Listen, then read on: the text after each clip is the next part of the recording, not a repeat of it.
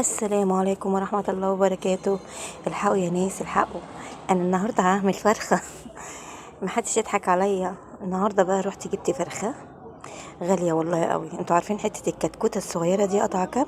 قطعة 150 جنيه كيلو. وكم جرام عبال طبعا ما اتنضفت وكده. جبت بقى بصلاية من بها كده، وجبت طماطمايه، وجبت قرن فلفل حامي، وحطيته في الكبة بتاعتي، وحطيت طبعا التوابل بتاعتي، بهارات فراخ، وقلب دجاج، وحطيت فلفل اسمر. مرضتش احط كزبرة بصراحة، وفصين توم وحبهان، وضربت كله في الكبة عندي. السلام عليكم ورحمة الله وبركاته. اللهم صل وسلم وبارك على سيدنا محمد.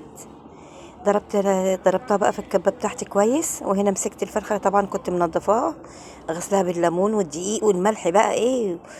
وقلت بقى بصوا مش هخليها.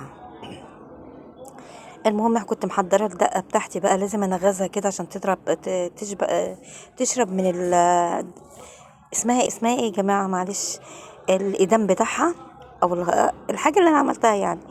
المهم ورحت نازله عليها يا حبايبي بيها كده، مش هقول لكم على الريحه الجميله، عايزه تتاكل كده وهي نيه.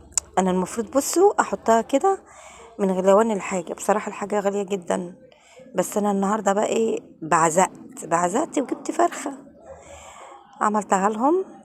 هخش بقى بيها في الفرن. بصوا بقى بعد ما بتخش في الفرن ما بقتش فرخه، بقت كتكوته صغننه.